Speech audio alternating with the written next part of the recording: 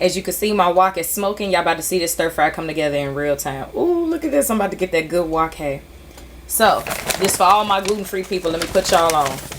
This is obviously not sponsored, but these are the noodles that I use for my stir fry. The Lotus Foods brown rice ramen. I like the black rice ones, and I like the brown rice ones. Them are the ones that I use most of the time. The only two ingredients are organic millet and organic brown rice. I mean, it don't get no healthier than that for no stir fry. So, to all of my people who ain't gluten free, you can just get some organic ramen and call it a day.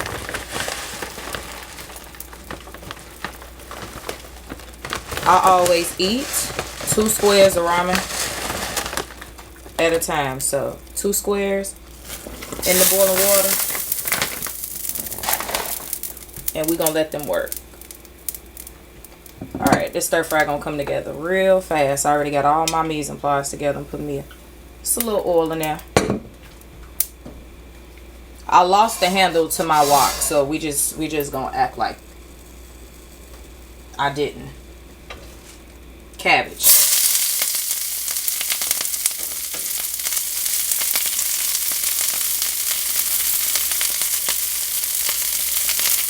Cabbage is my favorite stir-fry vegetable for noodles, so it's only right. Look at me trying to toss with this little bitty nug.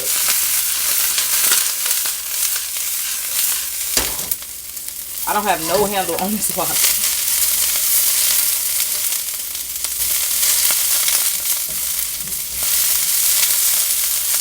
There's so many different little things that you got to do to be able to make a good stir fry. But one thing you got to do is you got to kind of keep everything dry. You don't want everything to be real juicy, real soupy, real saucy. The kind of stir fries I like is when it's just enough sauce to cling on and coat the noodles. So as you can see, my wok is hot, it's smoking. Got all my cabbage spread out. I'm letting it get some color on it. I like my cabbage still with a little crunch to it. My bowl that I'm eating out of with my chopsticks, I already got my sauce mixed up. The recipe for the sauce is, of course, on my website. And I just take my chopsticks, and this is what I use to stir my noodles and break them up. Y'all like my new glass pot?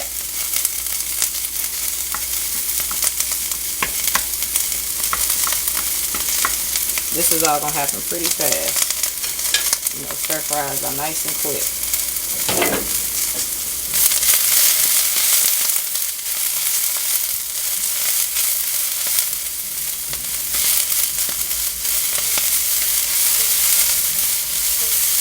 Ooh, getting a little brown bits. Ooh, this gonna be so good.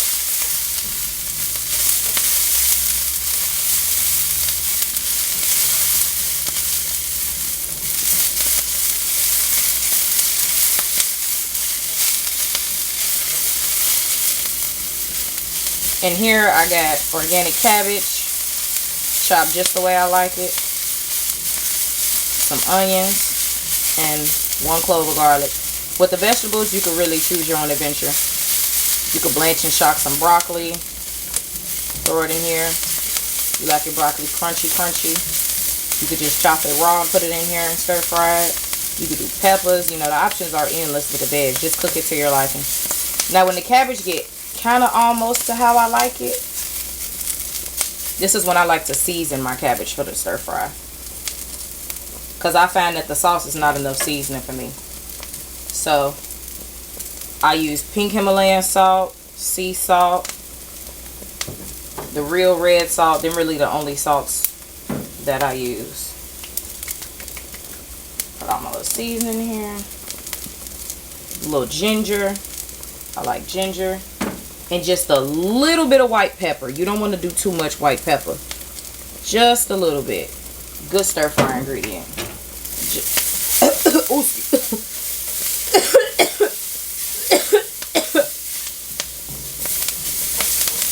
Feel like I'm at work at a restaurant.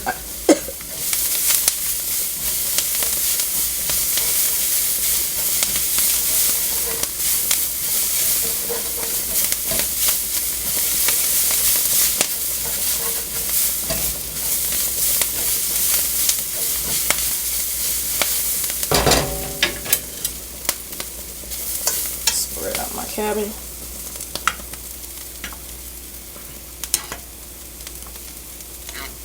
My noodles need about 1 more minute. And then I'm going to drain them, throw the sauce in here with them, and that's it.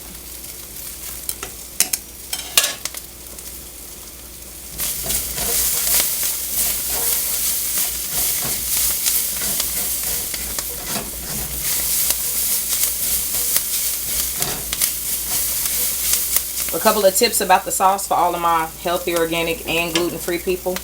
So, of course, it's a gochujang based sauce, as you can tell by the title of the video. This is the only soy sauce I use. I don't use regular soy sauce. I use gluten-free tamari, and I don't use low sodium. I use the regular.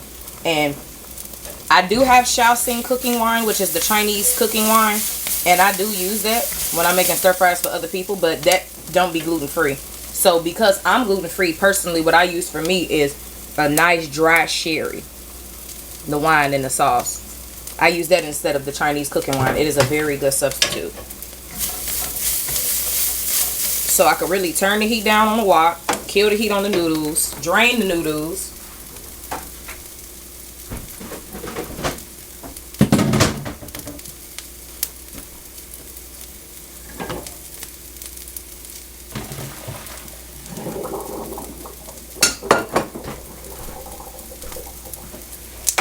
I'm going to kill the heat on the wok because the wok is going to stay hot like I like it.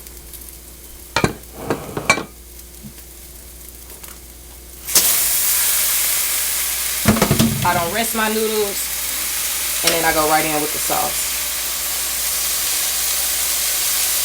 And I put it right in my bowl, that way I don't make an extra dish.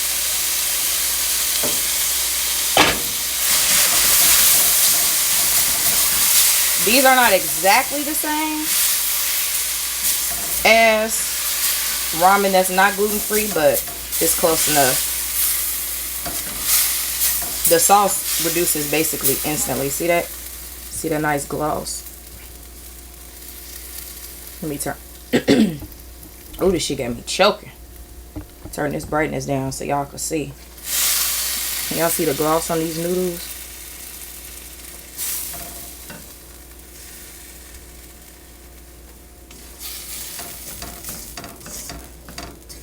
And as you can see, it's not all soupy at the bottom of the wok.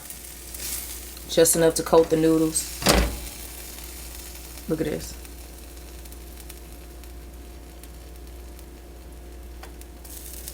And I'm going to just put this in my bowl and eat it. I made up this recipe a couple of years ago. And y'all don't understand. When I tell y'all I live off of these noodles, whenever I want a quick meal, it's always this. I almost forgot. Finish with my sesame oil. I don't like to cook my sesame oil into my stir fry because I like to keep the fragrance of it and make sure I get all that good sesame aroma. I don't rinse out my bowl or nothing. I just put my noodles in here in this bowl. Let me know if y'all want me to link these bowls. I got these set of bowls off Amazon. Spilled a little bit of sesame oil on my cutting board. Let me make sure I get all that. Yeah, so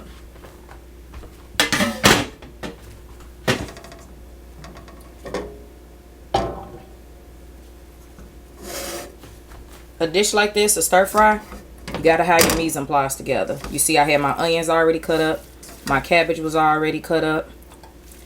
My sauce was already made. This literally took maybe start to finish 10 minutes, including chopping.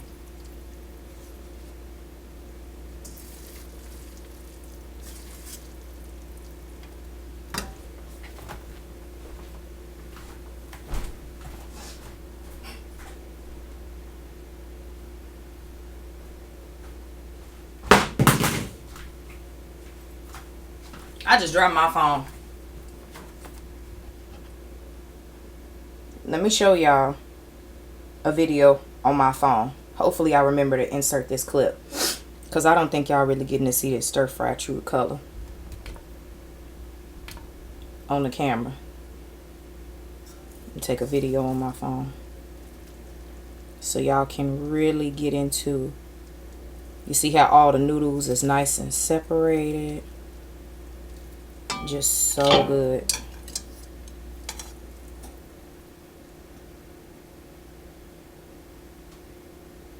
So good. I literally live off of these noodles. Oh, okay. Let's sit down and talk, y'all.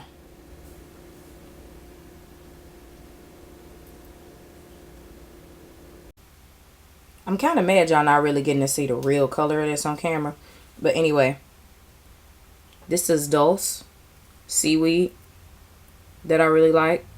I'm going to link this on my Amazon too. This is just organic raw dulse. It's seaweed. And I like seaweed on my noodles real bad. I love seaweed. So good for you. So many nutrients. So, all right. Now we can sit down and talk. Welcome to the 13th episode of Talk and Eat TV. And today we talking about Avatar, The Way of Water. Now, it's crazy. I ain't gonna lie to y'all.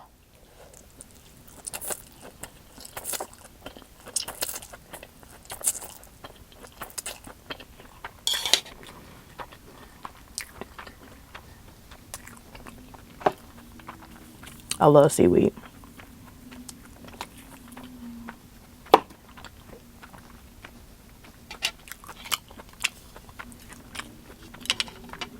I love the fact that it's the little slots to put the chopsticks right here.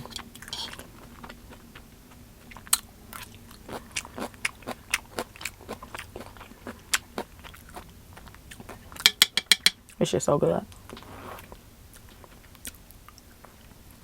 Funny enough, y'all, I had never saw Avatar. I know. Sue me, shoot me. I never saw Avatar.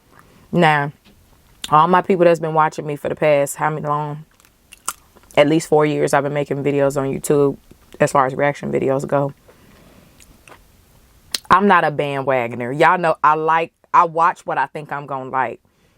And I don't just jump on the show because it's the newest thing to get views and because that's what everybody watching right now. Like, I really be like, do I have the patience to watch this show? I definitely have an attention span.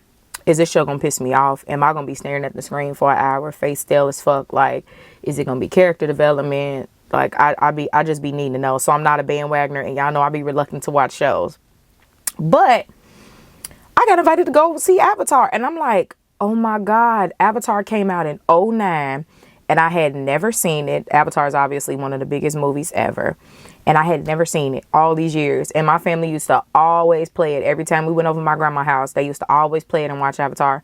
And I used to look at them blue people and be like, I'm not finna play with y'all. Like, I just never felt the need to watch it for some reason. I don't know why. But was I missing out? Yes and no. I know it was groundbreaking CGI. And I know that's a part of why it was so big. But so I saw the movie Saturday, December 17th. So that was the day after it came out. And it's funny. We went to the 10 o'clock show in the morning. The first show to see it in 3D. Which I always love to go to the movies early in the morning and get to the first show. Same thing when I went to go see Black Panther. Wakanda Forever. Go to the early show. So, because I had never seen Avatar, I woke up at like 5:30 in the morning to watch the first Avatar. Thankfully, it's on Disney Plus, and I got Disney Plus. So that was good. Because I don't know what I was going to do if I ain't had Disney Plus. Because when I got invited to go, I was like, yeah, I'll go see Avatar. And I was like, yeah, I'm going to watch the first one. And I was going to do a reaction video to it, but too last minute in that movie, too damn long. So, I'm going to talk about the first Avatar for a little bit before I get into the Way of the Water. Seeing as though I saw both of them for the first time, like an hour apart.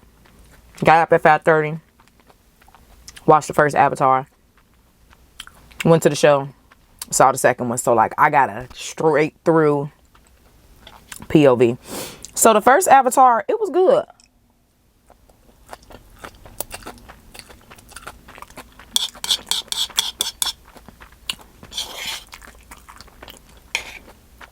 I like the first Avatar.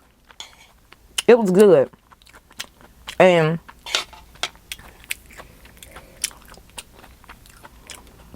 that movie just reminded me how white people have this thing I like to call the colonizer complex.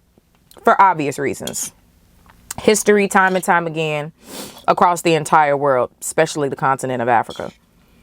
And you got a different point of view of white people's colonizer complex in Avatar, because they go on to other planets, which I didn't catch at first. I can't remember if I caught it. Yeah, that was the first movie. Maybe about halfway through the first Avatar is when I realized they was on another fucking planet. I was like, oh my God.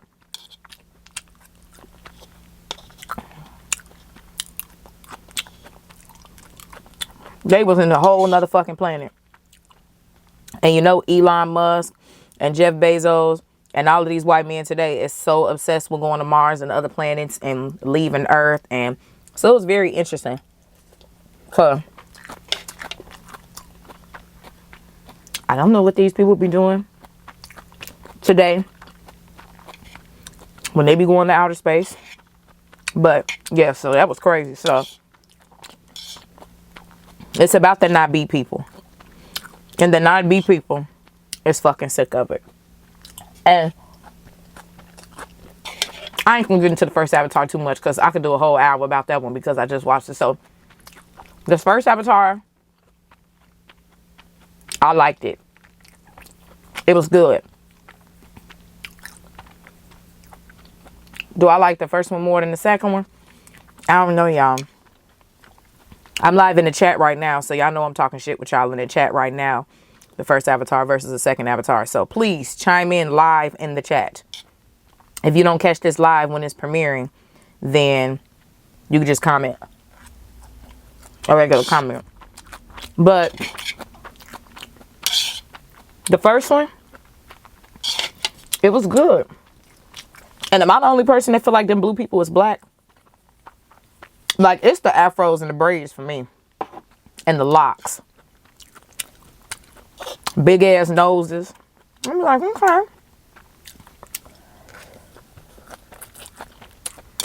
Yeah. My favorite character. I'm sorry, y'all. I don't know their names like that. Let me actually be a proper content creator and look up their names.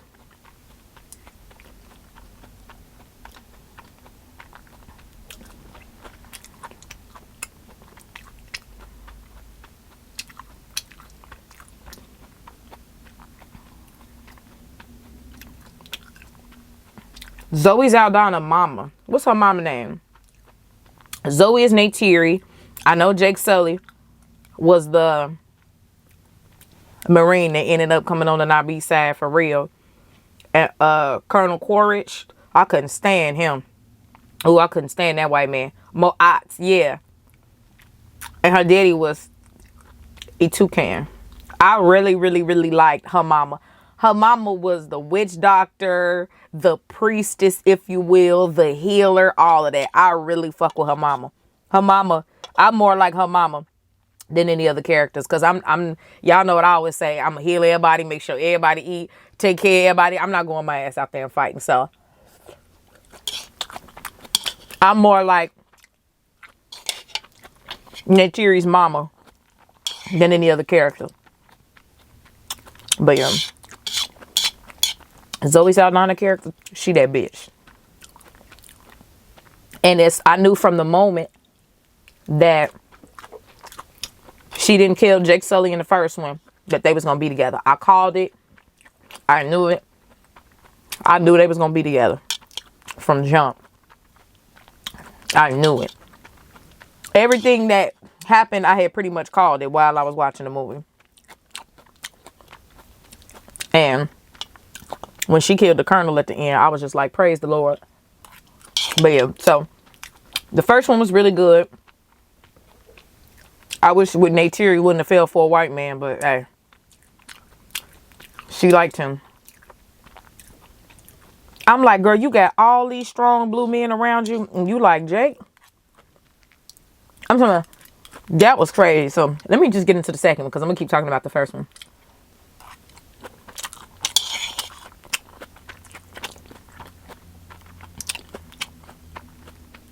Y'all don't understand. I love these noodles so much. Now y'all know I took my notes during the movie when I was in the theater. I don't know if this movie is in 4DX. It should be, but I saw it in 3D. And they had heated seats. And you could let them back. Child, I brought my blanket with me. Sure did. Brought my throw blanket with me. Let the seat back. And did not take my eyes off the screen the whole time. And then whenever I made me a little note, I made me a note. Just how I did with Black Panther. So. Oh, these noodles are so good.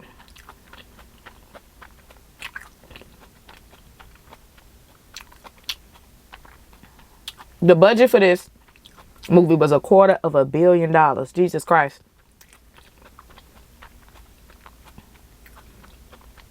I did see a little controversy on Twitter where people was talking about like how, let's talk about that in the comments in the live chat. Is Avatar the highest grossing movie? I wouldn't think so. Because I saw somebody saying like it's better than Titanic and like why were people so obsessed with Titanic? Titanic was a groundbreaking film and that's my favorite movie. So I was like, what you're not going to do is bring Titanic into this. So why was everybody on Twitter talking about the budget for Avatar and how much it grossed them? Talking about like $1 billion or some shit. Like, I don't know what people was talking about, but if you know, let me know in the chat. Let's get straight into the movie. So, the second movie started off with the colonizers, the white people, all the scientists, the government, all of that. Coming back. Damn, I didn't get down the name of their planet. Came back to their planet with a vengeance. Like, whatever they felt like was nice, they felt like they played nice. They was taking no prisoners. They came back to their planet. Guns are blazing. Blowing shit up. It wasn't nothing to talk about. No conversation. Not trying to gently invade. It was crazy. And I know that was deeply triggering for Neytiri because the last time she saw them people, she literally lost her daddy. Home Tree. Oh my God, y'all. When they destroyed Home Tree in the first one, I was literally crying. I'm talking about. And I don't know if it's my ancestors' trauma that I carry or just empathy that I have. It's definitely got to be both. When I was watching the first Avatar, I did cry. And this second one made me cry too. I was like, why won't white people leave people alone? Why do they have to go all over the world and colonize and take over and rape and kill and decimate populations of people? Like they have literally done it all over Earth. And in Avatar, they're doing it on other planets. I was distraught watching the first Avatar. Like, I was just like, I'm so fucking sick of white people. Why do they do this? Like, I was literally crying. I felt so bad for the Na'vi people. They are literally on another planet. I'm gonna start crying. They are literally on another planet, y'all. Minding they fucking business. And here come these aliens taking they shit. Oh my God. And you know, they love to say, we educating people, teaching them English and shit. Remember that school that they had built? You know, that's their favorite thing. And they always have the audacity to call other people savages when they're really the savages. I always thought that was funny. Even in Pocahontas, you coming over here killing us, taking my land, but I'm the savage. Okay. But yeah, so y'all know I be crying. And I was like, I am not finna be crying over these blue people. But I felt so bad, y'all. It was crazy. They say Earth is dying. We need a new planet. Fuck y'all. So, it was crazy.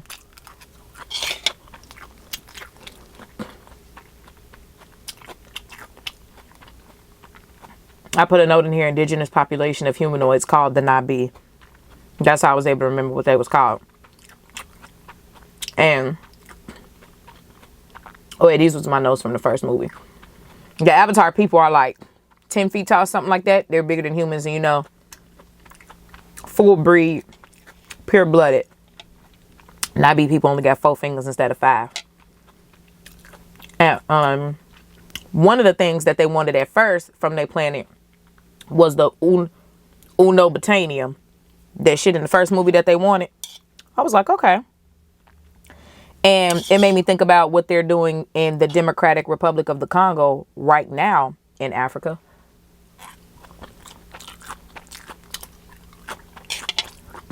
Coltan and a bunch of other precious metals basically really all come from the motherland. Everything our cell phones is made out of, all this technology, cars. Millions of people are literally in the Democratic Republic of the Congo right now, being murdered, slaved, children's, mining these materials. That's these phones. Everything is made out of nowadays. It literally comes from there. So that made me think about that. And now I'm about to get into Avatar: The Way of the Water. Now that I can get my little spiel out about the first movie and shit. Now, The Way of the Water.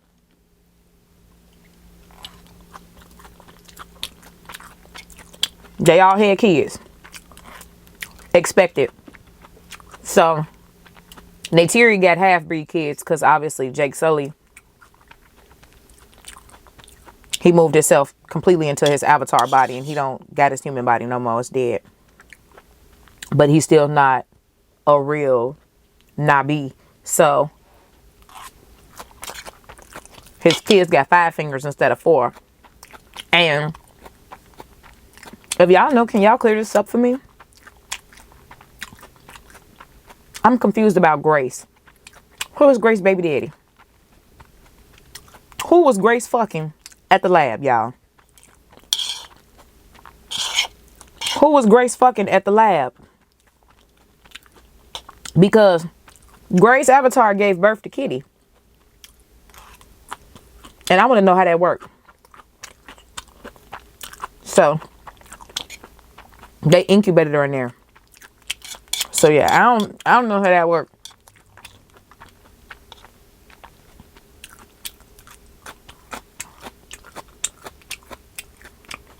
Does she have sex with an avatar? And that's why Kitty is half and half? I mean, not an avatar. Did she have sex with one of the Nabi people? I really want to know who Kitty Daddy is. Because yeah, she was raised as one of Jake Sully and the Cheery kids, but that's Grace child. And she looked just like her. So, they started that off with a surprise. Because Grace died in the first one.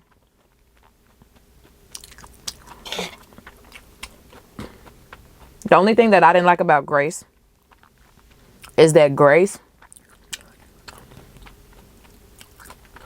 like, yeah, she felt bad for the Nabi people and she never wanted them to be completely decimated. And, you know, the colonel didn't give a fuck. But my thing is like, at the end of the day, you are one of them. You can't play both sides. Either way it go, you colonizing them people no matter how nice you're trying to be about it. Like, I get you and want them all to be murdered, but you playing both sides. I don't like that. You know, I be wanting people to pick a side. I need stability, bitch. Don't be going back and forth. Pick a side. I ain't like that about Grace.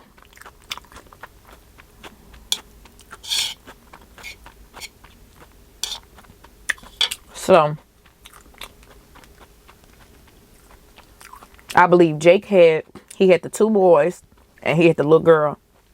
And then the other child that was like, I'm pretty sure Kitty was in between the age of the 2 boys.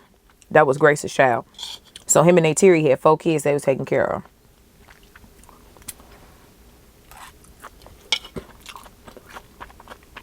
The sky people, as they called them, we saw that they had sent them back to Earth. And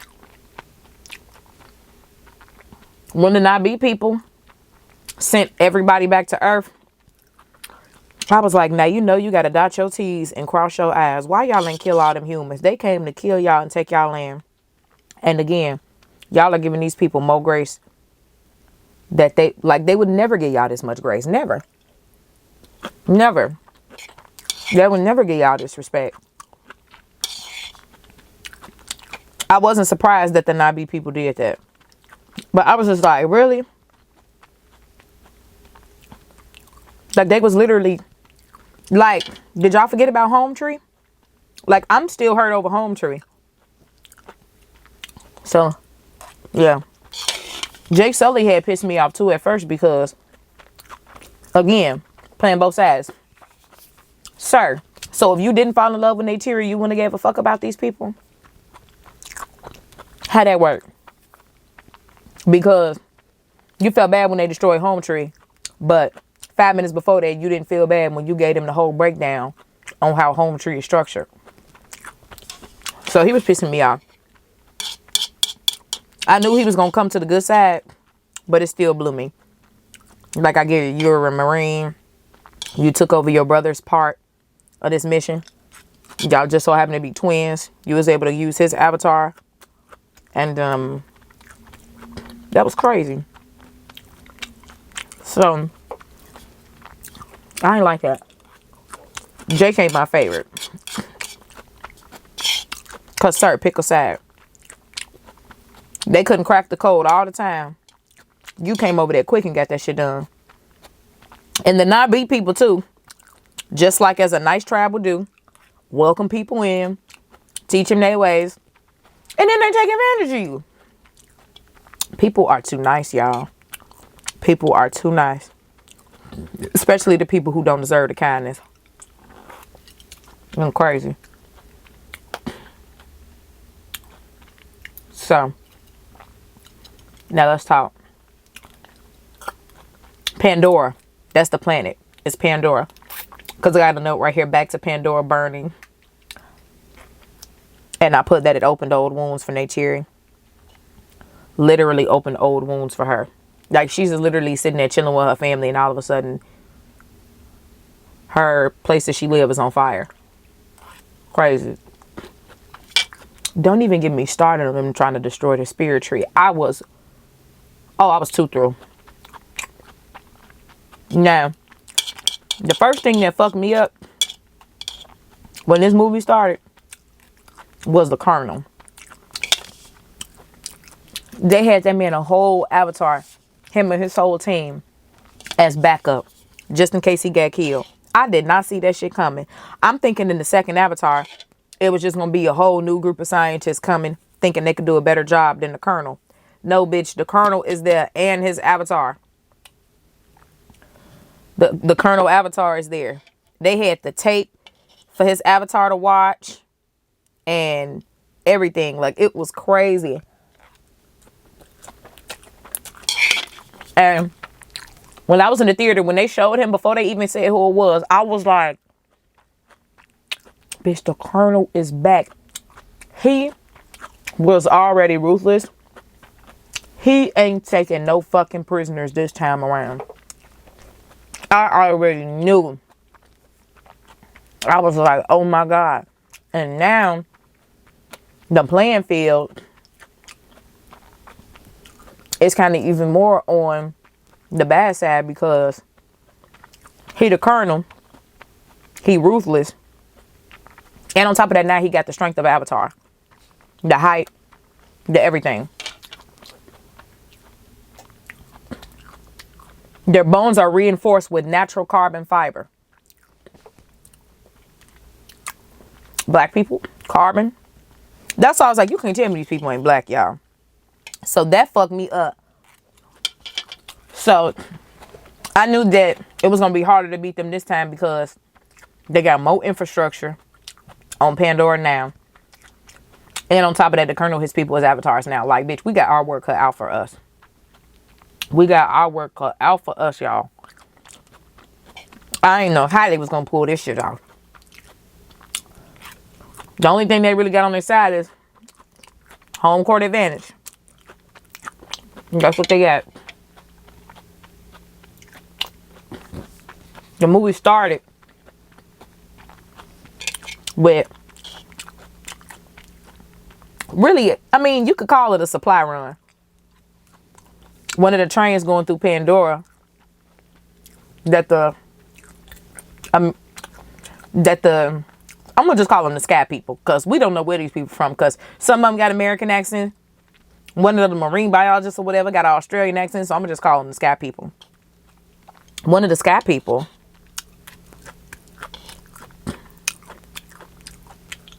so the movie started after all that shit. The action got started, I should say, with the Nabi people led by Jake Sully going on a supply run. One of the trains that the scat people got going through Pandora, they blew it up, got the supplies off the train. And this is when we are really introduced to his sons. Now, that younger son, he a trip. I do not like his younger son. And it's not even that. It's like, he at that little boy age where it's like, little boy, I get that, but he don't fucking listen. And I could understand that more than the other part of him. His younger son, the other part of him, he be saying how he feel alone. He feel like an outcast. And he's not the perfect child like his older brother. And I just be like, your family, like your daddy is giving Marine. He's very much the disciplinarian. But your mama, your grandma, your whole family be pouring love into you. And you still don't feel like that? And that does happen in real life.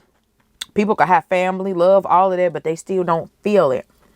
So that was interesting. Like, he really felt like an outcast. He felt like the odd child, the bad child, the blackball. That's really how he felt. And he said it throughout the whole movie. And he was getting on my nerves because that boy did not listen.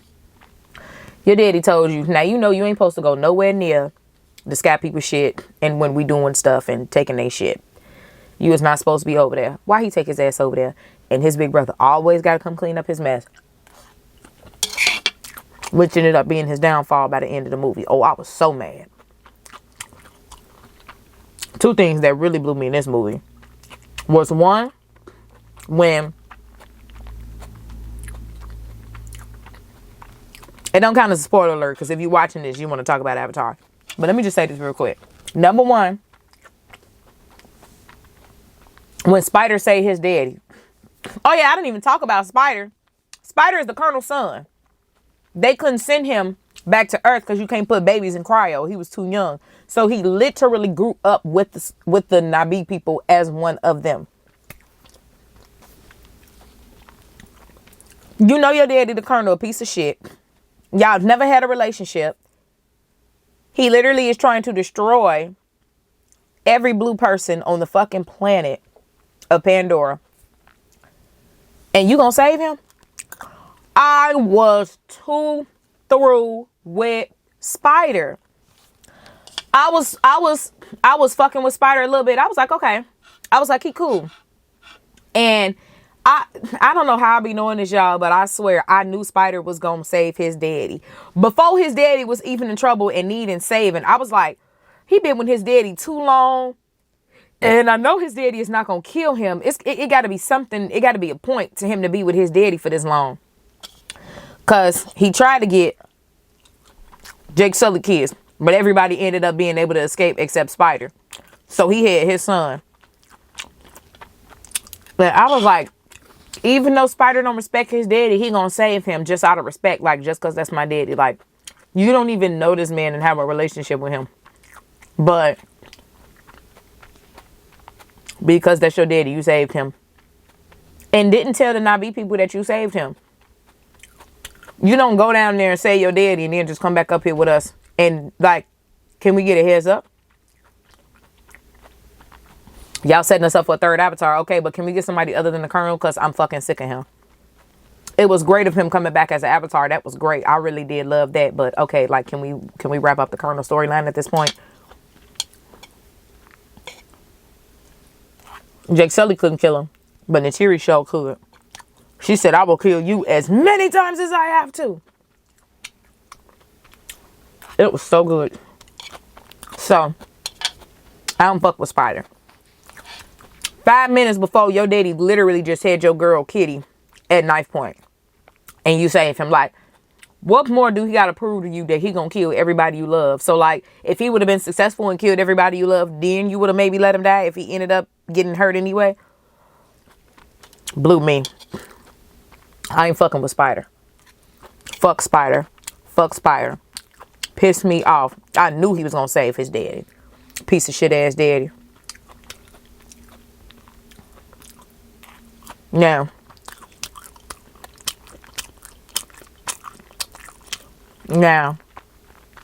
the other thing that pissed me off in the second movie, because y'all know I be in my feelings. I be taking shit personal. I be so hurt. Was Jake Sully kids. I'm bouncing all over the place. I'm not even going in any particular order. I'm just talking about the movie. Because I'm live in the chat with y'all. And the first thing we're going to think about is the main points and how we felt and how we reacted. So, I don't even really feel the need to go in chronological order like I usually do. But, why the fuck Jake Sully, youngest son, get his older brother killed? Let me pull up their names. Just to make sure I got their name right. So,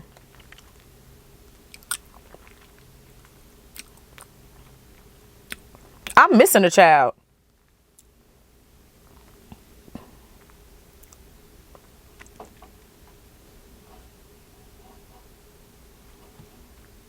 Oh, it was Kiri. I thought her name was Kiri. But sometimes, y'all, I'm in the theater, obviously. The audio is great. I swear I heard him saying Kitty. Maybe it was their accent that made it sound like Kitty. But it's Kiri. Okay.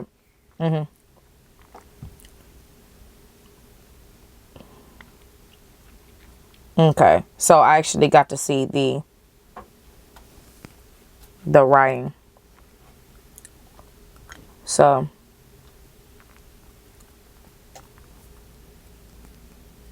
see, they're not pulling it up enough for me. Sigourney Weaver played Kiri. Wow.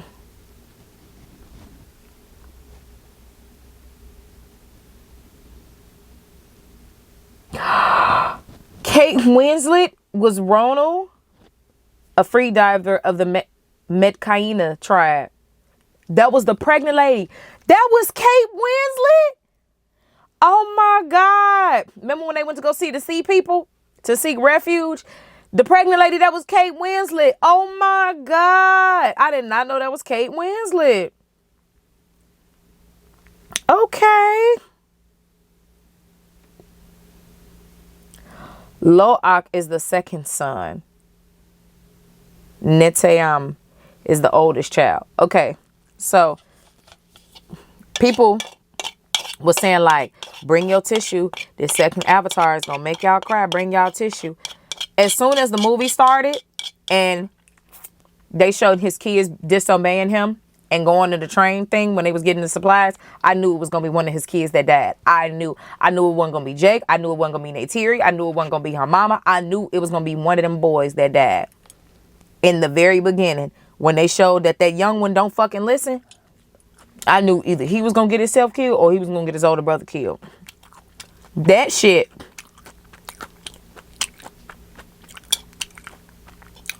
The part where Neytiri was crying over her son's body made me cry.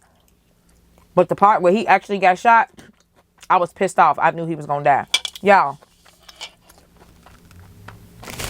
where's the logic in this to you? Let me know in the comments. Especially live in the chat. We are in the middle of a war, fighting for our fucking life, the sake of this entire planet. Okay?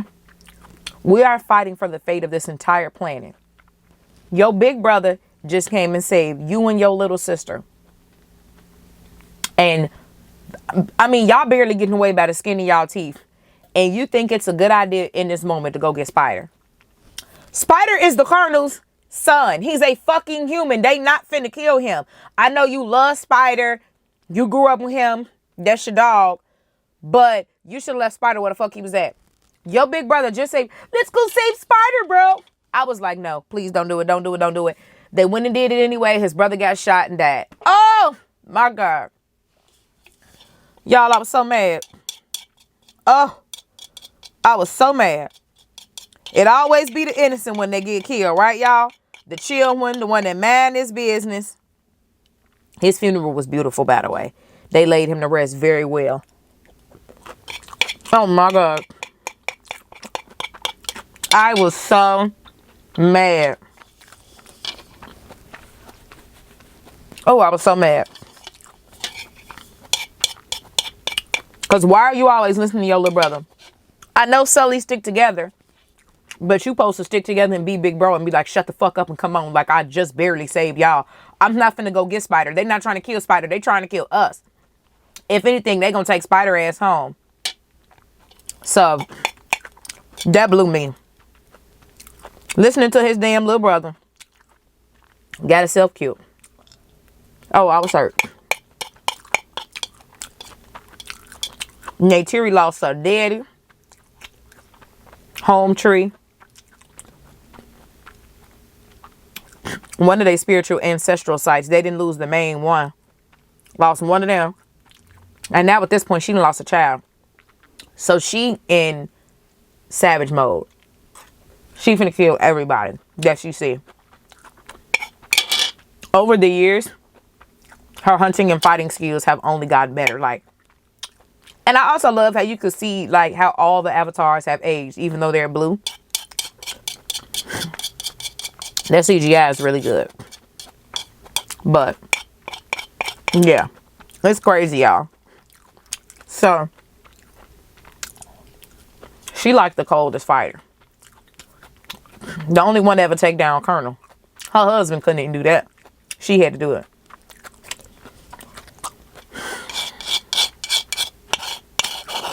And in the middle of her grieving her child, Jake was like, come on. We got to go get him. And that was when she went in savage mode. The bow and arrow that she got from her daddy had kind of broke at one point too. Did that ended up getting fixed? I got lots of questions after watching both these movies.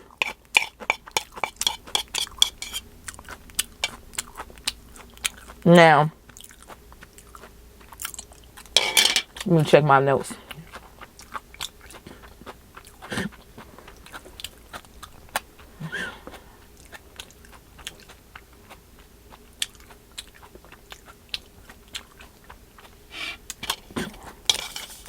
They got to the Mekaina people, the sea people, which they know, but they don't really come in contact with them that often because they forest people.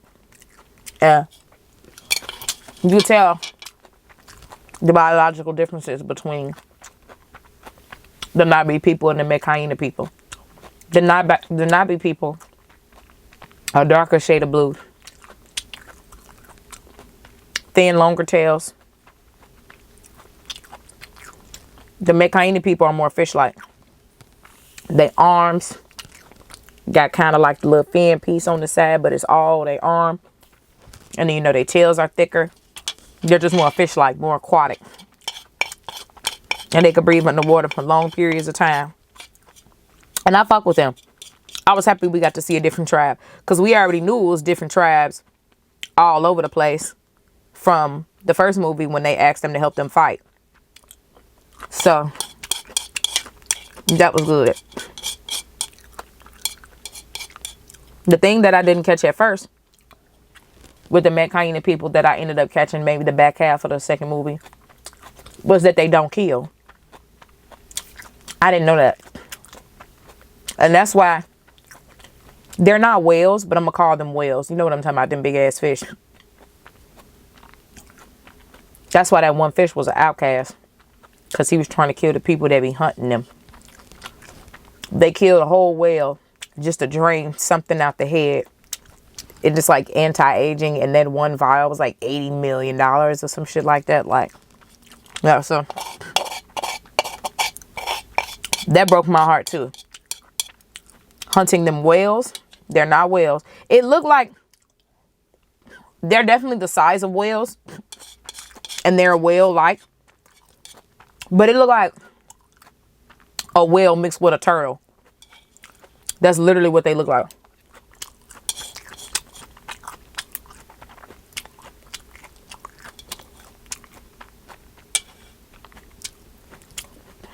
All done. I always eat 2 squares of noodles. That's 1 serving for me. Plus whatever vegetables. Oh, that was so good. And then like some good spicy noodles. Oh, them was so good. Ooh. So, yeah. And I really like the Medcaini people. You see, as soon as they got there and they asked them for refuge, because they had found out the colonel was back, and that was when he had left with his kids. And he looked at them kids. He said, "They have demon blood." And I'm like, yes, they are not. They are not pure Nabi people. And they ride elu. Them little fish that they was riding, I really did like them fish. They was so cute. And one of them had one that looked like a damn swordfish mixed with a crocodile. And it actually looks like an ancient fish. They might still exist on Earth to this day, but I've seen them. They look like a crocodile mixed with a swordfish. They get that real long, skinny mouth. And then let's talk about Kiri. Now, Kiri was the most interesting character. I wish that they would have maybe gone more into depth about Kiri, because with Kiri, I really liked her character. Now, Kiri don't know who her daddy is. You know, she would see her mama when she would go to the plug-in to the ancestor tree and get downloads and stuff. And she never got answers on who her daddy is. She know who her mama is, and she looked just like Grace. I want to know, how do Kiri got such a big connection with water when she's not even full a Pandora being? She's not even from that planet. She's literally half human. She's a hybrid. So how is it that this hybrid got so much power in the water, and she is so connected to the water and elements? Like, ever since Kiri first got to where the Medcaini people are, she was the most at home she felt was in the water. It wasn't with the people, obviously. And you would see she would be down there, and when she would do this, the fish would move with her. And I'm like, that's different. How was this girl so connected to the water? And you know, it ended up coming in handy when it was underwater running, and she had the things grabbing and fighting underwater and moving shit. I was like, girl, you just saved us. So I really, really, really liked her character. But I wish I would have got some answers on... Oh, that stuff was spicy. I need to blow my nose. I keep tissue on me.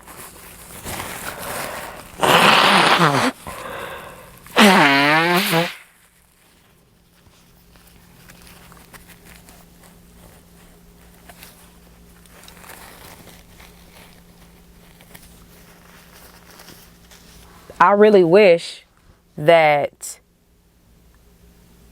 they would have gone more into depth about that. See, now my nose got to be red for the rest of this.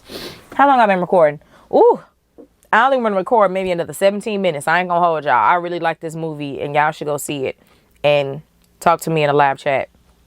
Some of y'all probably already seen it already. This is opening weekend that just went past. But yeah, I really, really, really like the element of Kiri with the water, but I just wish they would have gone more into depth about it, because how is it that this hybrid is more connected to the water than the Medcaini people? Because they was not doing shit like that. Now, what else did I want to talk about? I haven't filmed one of these in a while. I'm feeling a little off today.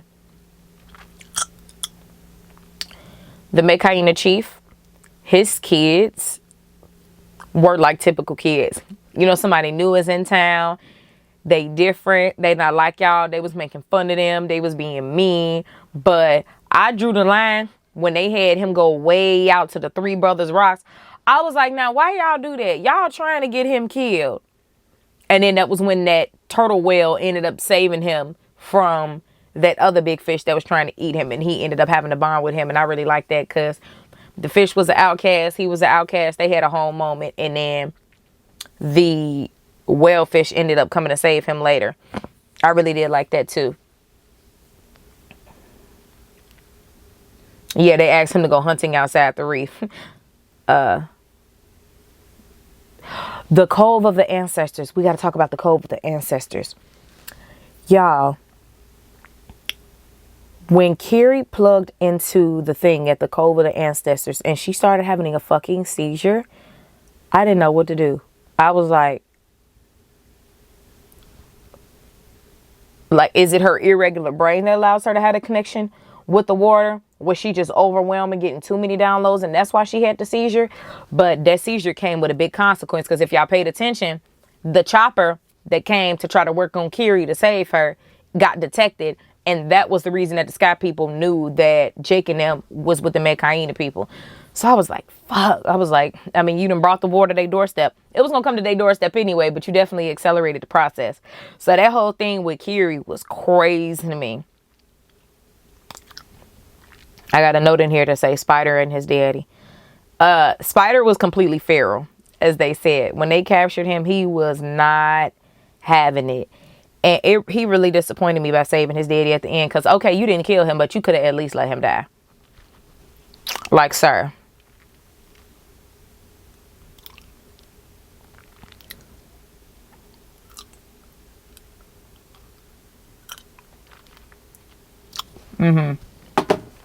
All the rest of my notes that I got, I pretty much talked about. Except for some stuff that I just talked about that I'm going to talk about. Back to his oldest son. That funeral that he had with his oldest son. When they put him under the water and the ocean just took him in. I was like, I really felt some type of way. And it's crazy because I'm fresh off of finishing House of the Dragon. And House of the Dragon spoiler. Close your ass. I said close your ass. Cover up your ears for like the next 30 seconds if you haven't watched the end of House of the Dragon. I'm fresh off of watching House of the Dragon, where the sea people, they put you in a coffin and throw the coffin in the sea. I didn't like that. I was like, burn me, plant a tree, bury me. I want to return to the earth. Seeing Avatar and they put him in there and then the ocean took him in. I'm like, yeah, there we go. You don't need no burials. You need to just return to the earth and go on and decompose and be with the ancestors now. Don't put me in no box and throw me in the ocean. So that was crazy from watching Avatar and House of the Dragon at the same time. I really did like his funeral. They laid him to rest beautifully. And the chief told him, he was like, y'all can always come here. Like, y'all are family now. We shed blood together. Your son passed here, buried here. We connected forever. I really did like that.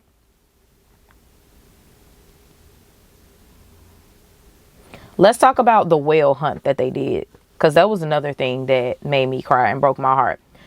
So the marine biologists are the scientists in this movie. So in the first one, they focused on the ones that was colonizing and American humanizing, whatever you want to call them, the Nabi people. The second movie was more focused on the marine biologist side of it, because, just the element of water this time. I don't know what it is with movies. Maybe it's just the big movies right now, because I just saw Wakanda Forever a couple of times, and now this. I'm like, what's with the water? Like, what's with the water? And then I just watch House of the Dragon. They got to see people. I'm like, it's a lot of water going on in the shit that I'm watching lately. So the marine biologist was a scientist that was the focus in the second movie. And I didn't like them scientists neither. All of them scientists could kiss my ass. All of them. Because they be playing like they not the bad guys. Like, oh, I'm doing this for science. And it's like, bitch, we got a whole planet Earth that will really never be 100% explored. Because how do you explore everything? We got a whole planet that we haven't even explored completely. And you on another planet wreaking havoc. Getting this fluid out of these whales that's liquid gold. And it's like $80 million a vial or whatever. It's crazy. So you got to kill a whole whale just to draw that out of the whale. Crazy. They was doing the hunt, and it was really a full circle moment, because it was like the two main marine biologists. One of them they both bad guys in my mind, because y'all are exploiting this planet. So you don't give a fuck about killing other beings because you want something from them. So you a bad guy in my eyes, just period. You ain't no better than the people that's trying to kill all the blue people. You killing all the fucking fish. Same thing. So it was the two marine biologists. One of them was more level-headed than the other one. I will say that one. One was more of a hothead. Like the one was like, who's got the harpoon? I'm the one with the harpoon, whatever he was saying, trying to act like he was smarter and better than the fish. The other one was talking about how they're more brilliant than we'll ever be. We can never understand them. And they were talking about like all of the neurons in their brain, and their brains are just so much more developed than ours.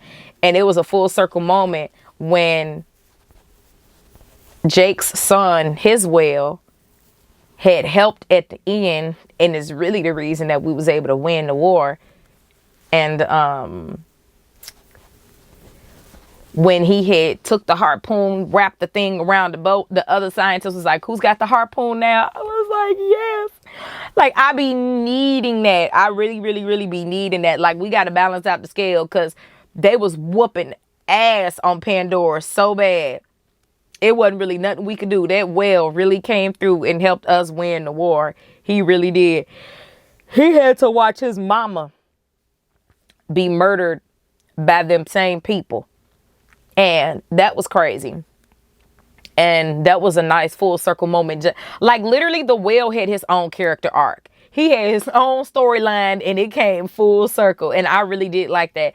All of the humanoids and the humans and the Nabi people, the Mekayeni people, everything that was living, every living creature be having a storyline in the Avatar movies, which I did. Like, even them things that look like in the first movie, they were more prominent than in the second one. Them black things, they was like a jaguar mixed with like a wild dog. It was giving hyena. It was giving jaguar. Them things right there wasn't nothing to fuck with. I like those. Like, even they had kind of a storyline in the first and second one. Like, you would see it in the beginning and they would come back. I really did like that. And, speaking of animals, the things that they be flying on. The Colonel and them really assimilated themselves, not into society really, but just into the culture, because it would be easier for them to track and kill the people by doing that. When they started flying the birds and doing the connection with the hair and the braid, I really, really, really did like that too, because they do say that our hair is our antennas to the universe. Especially as black people, I feel that way, because our hair grows up and out. It doesn't grow straight down. I really like our hair really is the antennas to the universe. So I really do like how in the Avatar movies they take their braid and connect to different stuff, and that's how they get their downloads from the ancestor tree, the ancestor cove underwater, connecting with the different animals. And I really love how they mate with their one animal and they have them for life. They don't just be out here riding anything. I really, really, really, really love that. The sense of connectedness and nature and the spirit realm and all of that in the Avatar movies, I love that.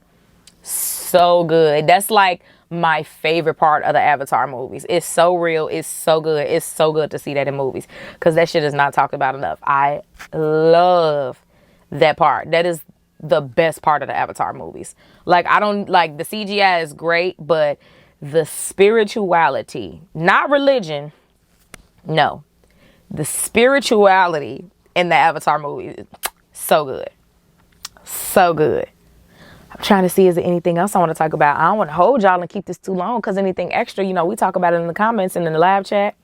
Also, if you join my website, you get the Discord link and we talk shit in Discord. What else do I want to talk about? Oh, yeah, with the ramen. So I took the votes off Instagram and YouTube. So when I asked y'all, did y'all want the creamy oyster mushroom pasta or the gochujang ramen? On YouTube, it was like slightly edged out by the pasta, but on Instagram, it was slightly edged out by the ramen. But when I put the numbers together, literally the ramen just barely edged out. But Phyllis, I'm doing that mushroom pasta for you. That's going to be the next video. That's going to be the next one. Yeah, that's going to be the next one. Because the video I want to do next week, because Christmas is next week. It's Christmas. Obviously, I'm going to go to my mama house. I'm going to be at my mama house. And I'm going to go home for Christmas. So I'm going to go to my mama house. And I want to sit down and literally just talk shit with them. I wish my older brother was going to be home for Christmas. He not going to be home for Christmas. He don't live. See, we all live all over the place. He not flying home to go to he not flying home this year to go to my mama's house for Christmas. We sent our stuff in the mail to him. So I'm going to my mama's house. I wish my older brother was. So it's going to be my mama and 3 out of 4 of her kids. So it's going to be me, D. Y'all know D. And then the youngest, Tavon, is, how old is he? Oh my goodness, he just made 13. I literally want to sit down and talk shit with them and talk about the best Christmas movies. Like, that's literally all I want to do. Hopefully, won't nobody be shy on camera and they talk shit like how they do in real life. Because y'all think I'm funny. The people I'm related to are just as fucking hilarious. Like, we be having a ball. So that's the video I definitely want to do next week. Is sit down on the couch, Christmas at my mama's house, just talk shit and say what the best Christmas movies is. Then when that video premieres, we definitely are going to be in the live chat talking about what's y'all favorite Christmas movie. So how long have I been on here? Ooh, I'm probably do about 5 more minutes before I get off. I ain't going to hold y'all too long today because this podcast is already about to be over an hour. You know, I like to keep it at least an hour. Somewhere around an hour, give or take, what I'm talking about. I want to make sure I talked about everything I like. The spirituality is definitely my favorite part out of all the Avatar movies. Oh, in the first movie, I got to take it back to this because they had already got home tree. I thought they was about to get the ancestor tree, basically. That's not exactly what they called it, but y'all know what I'm talking about. When they had the bulldozers coming and all the people in the suits coming to get the ancestor tree, I said, no, please, y'all done already got home tree. We got to figure something out. Y'all can't get the ancestor tree. Like, what is the mother, their deity? What is she called? Awe? What is she called? What is she called? What is she called?